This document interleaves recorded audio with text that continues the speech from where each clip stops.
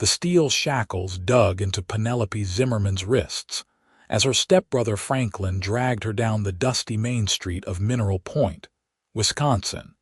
His breath reeking of whiskey, even though the sun had barely climbed past the horizon. She stumbled over the hem of her worn calico dress, her dark auburn hair falling loose from its braid, but Franklin only yanked harder on the chain that bound her hands together. The year was 1876, and the mining town that had once thrived on lead deposits now served as a crossroads for desperate men making desperate choices. "You will fetch a good price," Franklin slurred, his bloodshot eyes not even meeting hers. "Enough to keep me comfortable for months."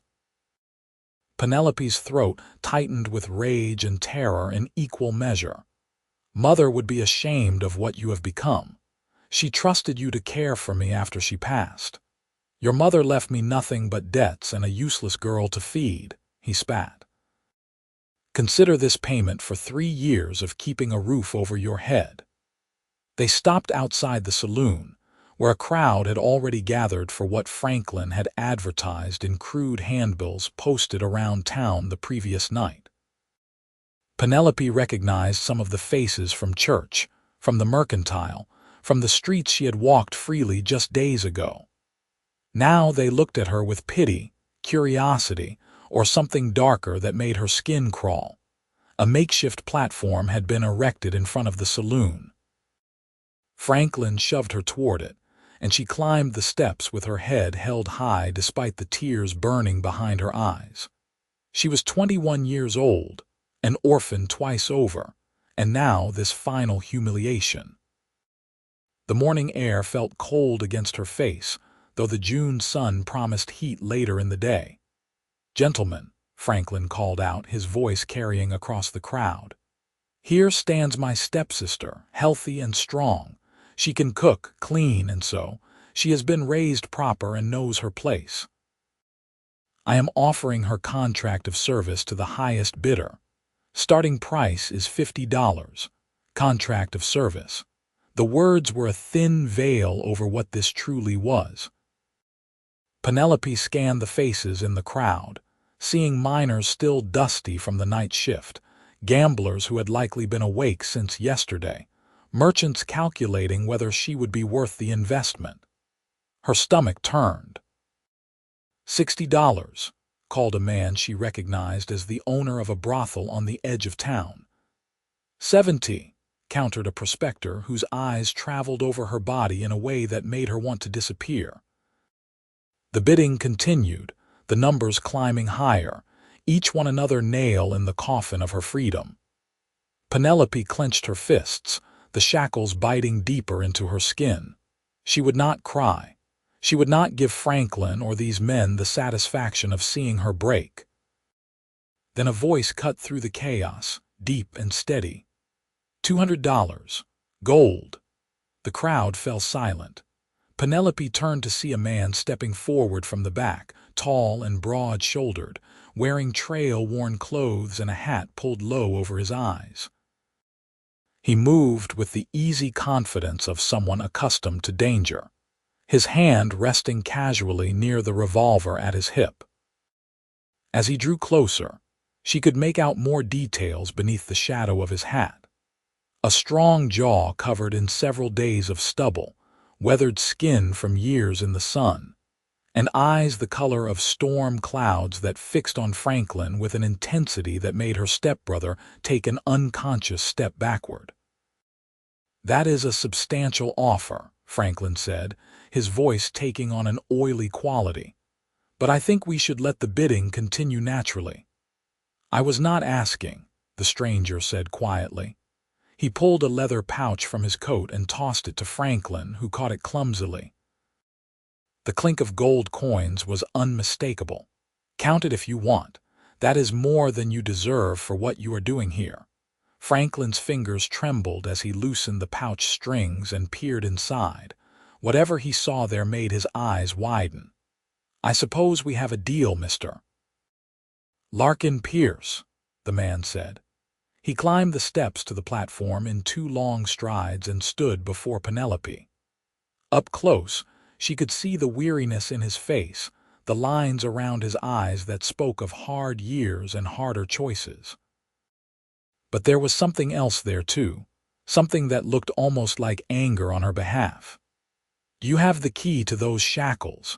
Franklin fumbled in his pocket and produced a small brass key, which Larkin took without a word. His hands were surprisingly gentle as he unlocked the iron cuffs around Penelope's wrists. The metal fell away, leaving angry red marks on her pale skin. Larkin's jaw tightened when he saw them. "Can you walk?" he asked her, his voice softer now. Penelope nodded, not trusting herself to speak. Everything had happened so quickly.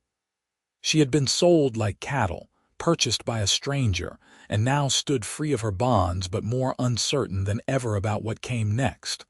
Larkin turned back to Franklin, who was already counting the gold coins with greedy fingers. "Give me the contract you were planning to draw up." "What contract? The gold is payment enough." "The paper that would have bound her to whoever bought her," Larkin said, his tone dangerous. "I want it." Franklin scurried into the saloon and emerged moments later with a hastily scrawled document. Larkin took it, glanced at the words, then pulled a match from his pocket. He struck it against his boot and held the flame to the corner of the paper. Penelope watched in stunned silence as the contract caught fire, the edges curling and blackening, turning to ash that drifted away on the morning breeze. "There," Larkin said. "No contract, no agreement, no debt." He looked at Penelope, and for the first time since stepping onto the platform, his expression softened slightly. "You are free." The words did not seem real. Penelope stared at him, searching his face for deception, for the catch that must surely be coming. "I do not understand." "You just paid $200 in gold." "I know what I paid. But why would you? What do you want from me?" Larkin was quiet for a moment, his gray eyes studying her face. Then he said, "Nothing. I want nothing from you except for you to have a choice in your own life. That is something everyone deserves, though not everyone gets it." Franklin had disappeared into the saloon, probably to start drinking away his blood money. The crowd was dispersing, the spectacle over, though Penelope could feel eyes still watching them. Her legs suddenly felt weak, the adrenaline that had kept her upright draining away all at once. Larkin must have noticed because he reached out to steady her, his hand on her elbow. "When did you last eat?" "Yesterday morning," she admitted. Franklin had kept her locked in the cellar since announcing his plans, giving her only water and stale bread. "Come on," Larkin said. He guided her down from the platform, his hand never leaving her arm as if afraid she might collapse. They walked down the street to a small restaurant that catered to miners and travelers. Inside, Larkin found them a corner table and ordered coffee, eggs, bacon, and fresh bread. Penelope tried to protest that it was too much, too expensive, but he waved her objections away. When the food arrived, Penelope forced herself to eat slowly despite her hunger. Across the table, Larkin drank his coffee and watched her with an expression she could not quite read. Finally, she could not stand the silence anymore. "Why did you really do that?" she asked. "No man spends that kind of money without expecting something in return." Larkin set down his cup carefully. "You are right to be suspicious.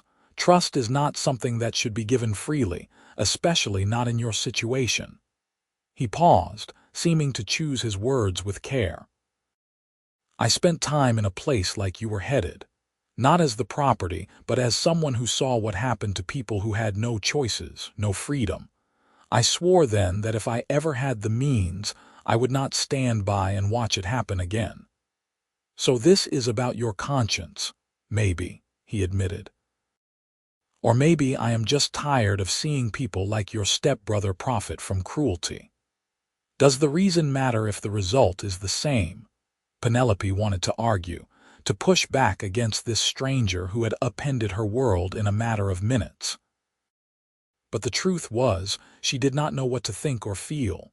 Fear, relief, confusion, and lingering anger all tangled together in her chest. "What happens now?" she asked quietly. "That depends on what you want," Larkin said. "I am headed west to Montana Territory. I have land there, a ranch I have been building up for the past few years.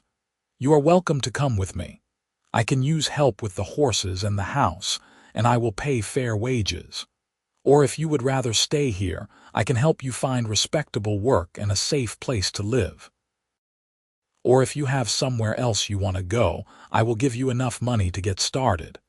The offer seemed too generous, too good to be true. "And if I come to your ranch, you truly expect nothing more than work from me?" Larkin met her eyes steadily.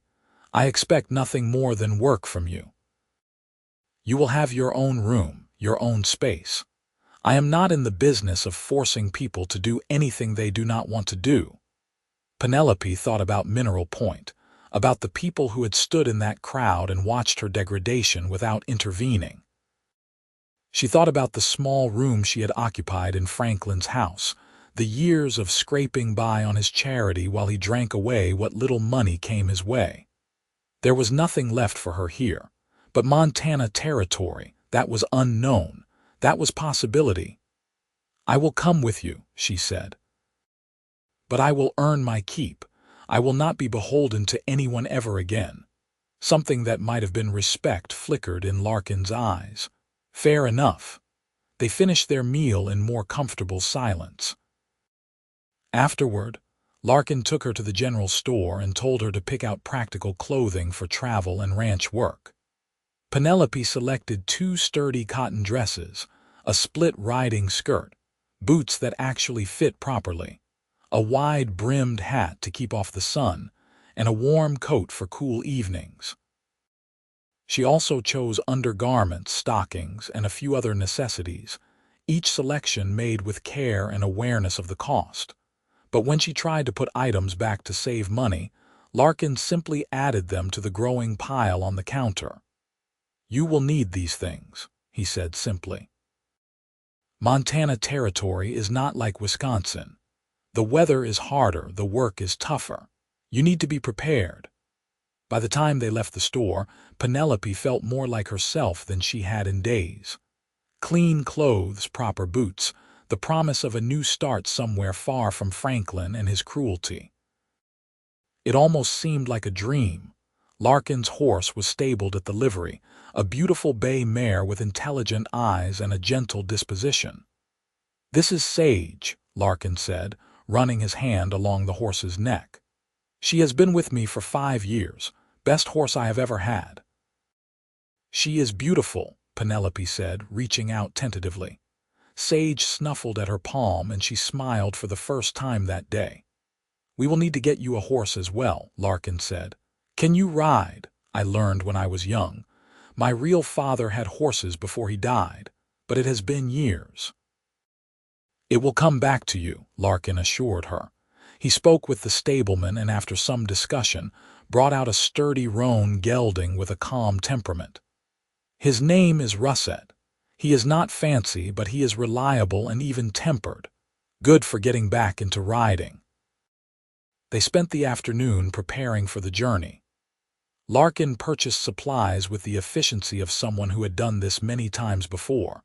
Flour, coffee, dried beans, salt pork, canned goods, blankets, ammunition, rope, and 100 other things Penelope would never have thought to bring. He also bought her a bedroll and a small tent. "We will be camping most nights," he explained. "Towns are few and far between once we get past the Mississippi River. You need to be able to handle rough conditions." "I am not afraid of hard work or sleeping on the ground," Penelope said firmly. She had scrubbed floors on her hands and knees, hauled water from the well until her arms ached, and gone to bed hungry more times than she could count. Camping under the stars seemed like luxury by comparison. They left Mineral Point the next morning at dawn. Penelope did not look back as they rode out of town, did not spare a single thought for Franklin or the life she was leaving behind. The road stretched before them, dusty and rutted from wagon wheels and hooves, lined with oak and maple trees just reaching the full green of summer. Larkin set an easy pace, mindful that Penelope was out of practice with riding. They stopped frequently to rest the horses and stretch their legs. He pointed out landmarks, told her about the route they would take, and answered her questions with patience. He was not much of a talker otherwise, seeming comfortable with silence in a way that Penelope found both strange and oddly restful. That first night, they made camp beside a small creek. Larkin showed her how to unsaddle and brush down the horses, how to set up her tent properly, and how to build a fire that would burn steadily without smoking too much. He cooked beans and bacon in a cast iron skillet and brewed coffee strong enough to strip paint. "This is good," Penelope said, surprised by how hungry the day of riding had made her. "Trail food is simple, but it fills the belly," Larkin said. He leaned back against his saddle, coffee cup in hand, and looked up at the darkening sky. "Takes about 3 weeks to get to Montana if the weather holds and we do not run into trouble. Maybe 4 if we take it slow." "What kind of trouble?" "Rivers running too high to cross, storms, horse throwing a shoe, bandits if we are unlucky." "The usual." Penelope absorbed this information. "Have you made this trip many times?" "5 times now. First time was when I was heading west to start fresh. Came back twice to buy breeding stock and supplies. This is my 3rd return trip." "Where are you from originally?" Larkin was quiet for so long that Penelope thought he might not answer. Then he said, "Kentucky, but I have not been back there in 8 years and have no plans to return." There was a weight to his words that suggested painful history, so Penelope did not press. Everyone had reasons for going west, for leaving behind the life they knew. She understood that better than most. The days fell into a rhythm. They rose with the sun, broke camp, and rode until midday when they would rest during the hottest hours. Then they continued until evening when they found a suitable place to camp. Larkin taught her things as they traveled. How to read the weather in the clouds, how to find water even when there was no obvious creek or stream, which plants were safe to eat and which would make you sick. He showed her how to load and fire his spare revolver, a skill he insisted she needed. "Montana territory is still rough," he said as she practiced aiming at a tree. "There are good people there, but there are also men who see a woman alone as easy prey. You need to be able to defend yourself." Penelope's hands shook the first time she pulled the trigger, the recoil stronger than she expected. But Larkin was patient, correcting her stance and grip, showing her how to control her breathing. By the end of the week, she could hit a target more often than not. They crossed into Iowa, the landscape gradually changing from wooded hills to rolling prairie. The towns grew smaller and farther apart. They passed wagon trains headed west, families seeking land and opportunity. They met traders and trappers, soldiers and scouts, each with their own story and destination. One evening, as they sat by the fire after dinner, Larkin asked, "What happened to your parents? You said Franklin was your stepbrother." Penelope poked at the fire with a stick, watching sparks spiral up into the night. "My father died when I was 12. Fever took him in the winter. My mother remarried 2 years later to Franklin's father, a merchant who seemed kind enough at the time. But he died within a year, leaving the business to Franklin. My mother tried to hold things together, but Franklin was more interested in drinking and gambling than working. She died 3 years ago. Consumption. After that, Franklin got worse. He sold everything of value, including the business. I thought he could not sink any lower, but then he decided to sell me too." "I am sorry," Larkin said quietly. No one should have to endure what you went through. My mother used to say that suffering builds character, Penelope said with a bitter laugh. I would rather have less character and more happiness. Your mother was wrong, Larkin said firmly. Suffering just causes pain. Any strength you have came from yourself, not from what was done to you. The words settled something in Penelope's chest, some tight knot of shame and anger that had been there so long she had stopped noticing it. Thank you, she said softly. They crossed the Missouri River on a ferry, the horses nervous on the swaying platform. On the western bank, the landscape opened up even more, the sky growing bigger, the horizon stretching endlessly in all directions. They entered Nebraska territory, where the grass grew tall enough to brush their stirrups. Penelope was changing too. The soft hands that had once only scrubbed floors and kneaded bread were now calloused from handling reins and rope. Her pale skin had tanned despite the hat, and she had stopped flinching at every unexpected sound. She learned to set up camp as quickly as Larkin, to pack efficiently, to read Sage's ears for signs of trouble ahead. More than that, she was learning about Larkin himself.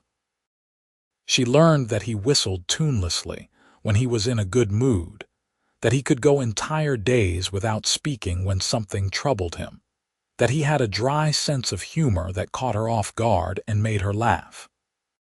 She learned that he was fiercely protective despite his quiet demeanor, as she discovered when they encountered a group of rough-looking men at a creek crossing who made crude comments within her hearing. Larkin had not raised his voice or drawn his weapon, but something in his stance and the cold look in his eyes had made the men back off quickly. She learned that he was kind in small, practical ways. He always gave her the better spot to pitch her tent, the one sheltered from wind. He made sure she ate first. When she shivered one particularly cold night, he gave her his extra blanket without a word, refusing to take it back even when she protested. And slowly, carefully, Penelope began to trust him. 3 weeks into their journey, they reached the Dakota Territory. The land here was wilder, the towns even more sparse. They followed the Platte River west, seeing buffalo in the distance and occasionally crossing paths with Native Americans traveling their own routes. Larkin always greeted them respectfully, and they responded in kind, sometimes trading information about water sources or weather ahead. One afternoon, a storm rolled in with frightening speed. The sky turned green-black, and the wind picked up until it tore at their clothes. Larkin urged Sage to a gallop, and Penelope followed on Russet, heading for a small copse of trees they had passed an hour before. They made it just as the first fat raindrops began to fall. Larkin quickly rigged a shelter using their tent canvas and rope, tying it between trees to create a lean-to. They huddled underneath with the horses as the storm broke overhead. Rain hammered down in sheets, and lightning split the sky. Thunder followed so close it rattled in Penelope's chest. Russet shifted nervously, and Penelope kept a hand on his neck, murmuring reassurances. Sage stood calmly as if she had weathered 1,000 such storms. Beside her, Larkin watched the storm with an assessing eye. "Will it pass quickly?" Penelope asked, raising her voice over the noise. "Hard to say. Could be done in an hour, could last all night." It lasted all night. They ate a cold dinner of hardtack and dried meat since there was no way to build a fire. As darkness fell, the temperature dropped. Penelope wrapped herself in her blanket and coat, but the damp air seeped through everything. She tried not to shiver too obviously.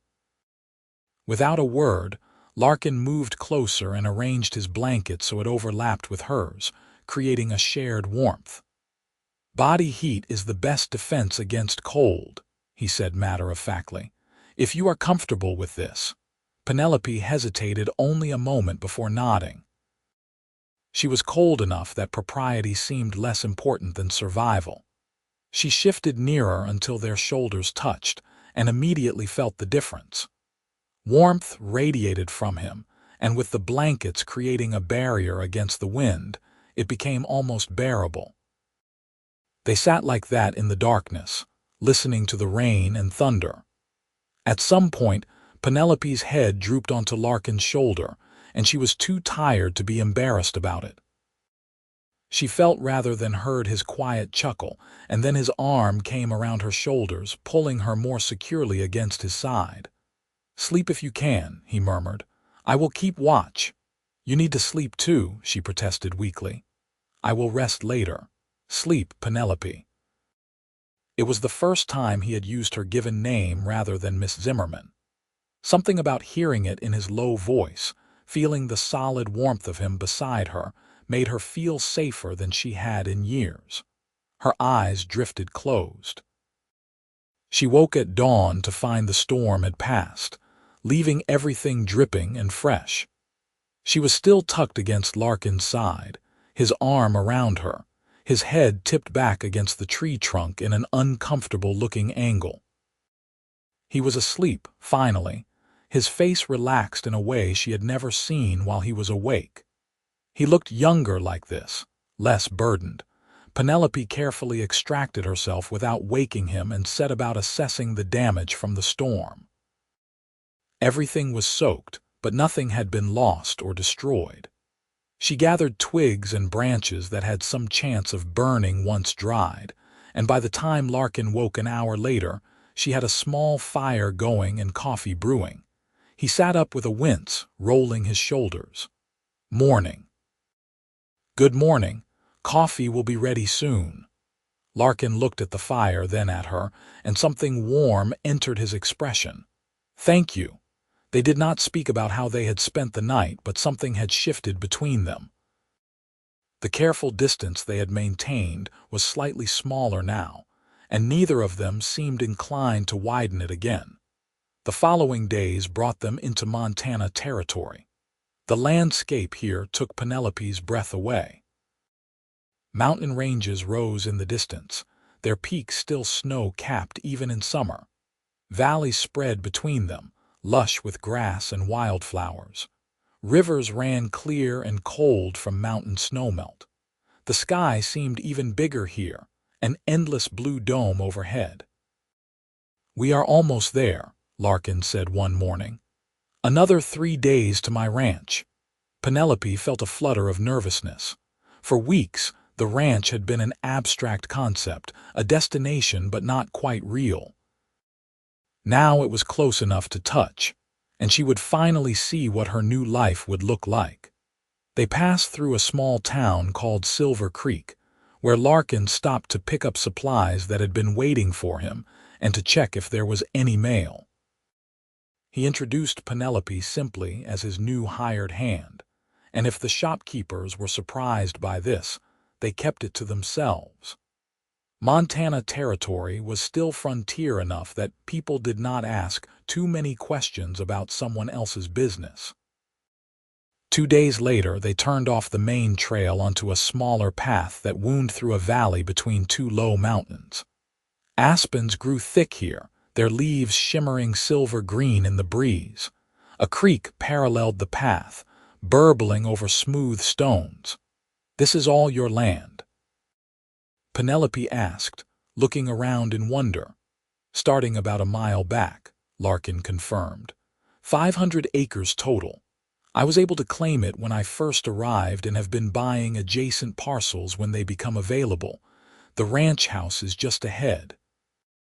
They came around a bend, and Penelope got her first look at what would be her new home. The house was modest but well built, a sturdy log structure with a covered porch and real glass windows. A barn stood nearby, much newer looking than the house, with a corral beside it. Beyond that, she could see pastures where horses grazed, at least a dozen of them, all looking healthy and well cared for. "It is beautiful," Penelope said honestly. Larkin's face showed relief, as if her opinion mattered more than he wanted to admit. "It is not fancy, but it is solid. Come on, I will show you around." He helped her down from Russet and led her first to the barn. Inside, it smelled of hay and leather and horses, familiar and comforting. The stalls were clean, the tack well maintained. Larkin showed her where everything was kept, explaining his routines and expectations as they walked. Then they went to the house. The main room served as kitchen, dining area, and sitting room all in one, with a large stone fireplace dominating one wall. Shelves held books, tinned goods, and various supplies. The furniture was simple but functional. Everything was remarkably clean for a bachelor's household. "I have been staying in the main room since I got back last time," Larkin said, gesturing to a bedroll near the fireplace. "The bedroom is through there. It is yours. I will continue sleeping out here." Penelope followed him through a doorway to find a small but private room with a real bed, a dresser, a chair, and another window looking out toward the mountains. Clean linens were folded on the bed, waiting to be made up. "Larkin, this is your room," she protested. "I cannot take your bed." "I insist," he said firmly.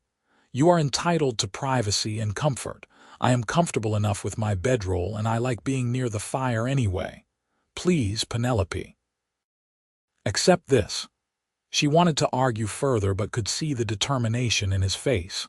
"Thank you," she said instead, "for all of this, for everything."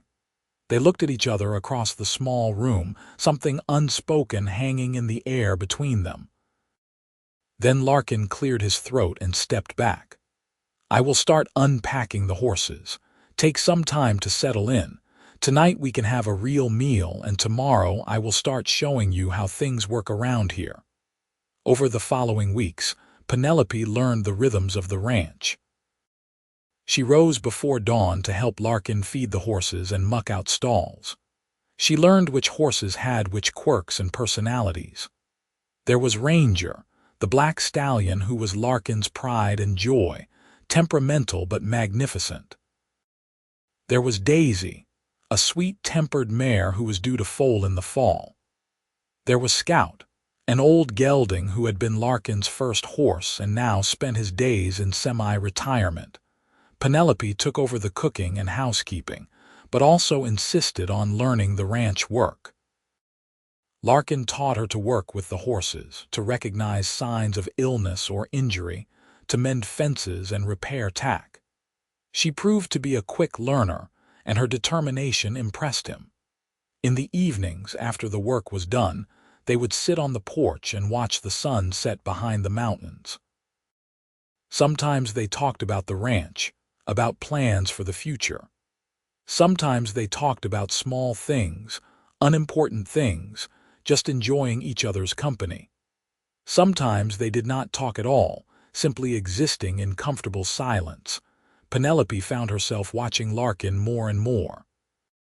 She noticed the way his eyes crinkled at the corners when he smiled, the way he gentled his voice when working with a nervous horse, the way his hands, so rough and calloused, could be so careful when treating an injury. She noticed how he always seemed aware of where she was, making sure she had what she needed before she even asked. She noticed how he looked at her sometimes when he thought she was not paying attention, something soft and wondering in his expression, and she noticed her own responses. The way her pulse quickened when their hands accidentally touched, the way she listened for his footsteps, his voice, the way she had started thinking of the ranch as home, not because of the land or the house, but because he was there. It terrified her. She had been so certain she would never trust a man again, never allow herself to be vulnerable. But Larkin was different. He had proven himself over and over, had asked for nothing, had given everything. And despite her best efforts to keep her heart safely locked away, he had found his way in. One evening in late August, they were sitting on the porch after dinner when Larkin said, "I need to go into Silver Creek tomorrow, some business with the land office. Would you like to come along?" "Yes," Penelope said. She had been to town once since arriving, and the chance to see other people, to get a few personal items, was appealing. They set out the next morning, riding side by side along the trail. It was a beautiful day, warm but not hot, with a breeze carrying the scent of pine and sage. When they reached town, Larkin conducted his business at the land office while Penelope visited the general store. She had earned her first month's wages, and though she tried to be frugal, she allowed herself a few small luxuries. A bar of lavender soap, a new hair ribbon, a packet of seeds for a kitchen garden. They met at the restaurant for lunch, and Larkin seemed pleased with how his business had gone. "I was able to secure another 100 acres," he said. "It borders the eastern pasture, good grazing land." "That is wonderful," Penelope said, meaning it. She had come to care about the ranch's success almost as much as he did. As they finished their meal, a woman approached their table. She was probably in her 40s, well-dressed, with sharp eyes that took in everything. "Larkin Pierce," she said warmly. "I heard you were back in town." Larkin stood politely. "Mrs. Henderson, good to see you. And who is this, Mrs.?" Henderson asked, looking at Penelope with undisguised curiosity. "This is Miss Penelope Zimmerman," Larkin said. "She works at the ranch. Penelope, this is Mrs. Henderson. She runs the boarding house." "Pleasure to meet you," Penelope said, shaking the woman's hand. "Mrs." Henderson's eyes sparkled with speculation. "How lovely. You know, Larkin, there is a dance next Saturday evening at the community hall. You should bring Miss Zimmerman. It would be a fine opportunity for her to meet people." Larkin looked at Penelope. "Would you like to go?" The idea of a dance, of music and laughter and normalcy, was suddenly very appealing. "I would," Penelope said. "Then we will be there," Larkin told Mrs. Henderson. As they rode home that afternoon, Penelope said, "You did not have to agree to the dance if you do not enjoy such things." "I do not mind," Larkin said. "And Mrs. Henderson was right. You should meet the neighbors, make friends. Silver Creek is not a big town, but the people are good." "Will people think it's strange, me living at your ranch?" Larkin was quiet for a moment. "Some might gossip. But anyone who matters will see that you are there as a hired hand, earning honest wages. Your reputation is safe, Penelope. I give you my word on that." She believed him. She had come to trust his word completely. The following Saturday, they dressed in their best clothes and made the trip to Silver Creek. Penelope wore the nicest of the dresses Larkin had bought her back in Mineral Point, a deep blue cotton that brought out the color of her eyes. She had washed and braided her hair, pinning it up in a style that was both practical and pretty. When she emerged from her room, Larkin stopped what he was doing and stared. "You look beautiful," he said, his voice rougher than usual. Heat rose in Penelope's cheeks. "Thank you. You look very handsome yourself." And he did. He had shaved and trimmed his hair and wore clean trousers, a pressed shirt, and a vest that emphasized his broad shoulders. He looked like a completely different person from the trail-worn cowboy who had bought her freedom 3 months ago, yet somehow exactly the same. The dance was held in a large wooden building at the center of town. Music spilled out into the street, fiddles, and a piano playing lively tunes. Inside, lanterns hung from the rafters, casting warm light over the gathered crowd. Ranchers and shopkeepers, families and young people, all dressed in their finest, talking and laughing and dancing. Mrs. Henderson descended on them immediately, introducing Penelope to what seemed like half the town. There was the Reverend and Mrs. Thompson, the schoolteacher Miss Caldwell, the doctor and his wife, the owner of the livery, and on and on. Everyone was friendly and welcoming, and if anyone had uncharitable thoughts about Penelope living at Larkin's ranch, they kept them to themselves. When the music started up again, Larkin offered his hand. "May I have this dance?" Penelope placed her hand in his, feeling the now familiar roughness of his palm against hers. "I should warn you, I have not danced in years." "Then we will both fumble through it together," he said with a smile, but he did not fumble.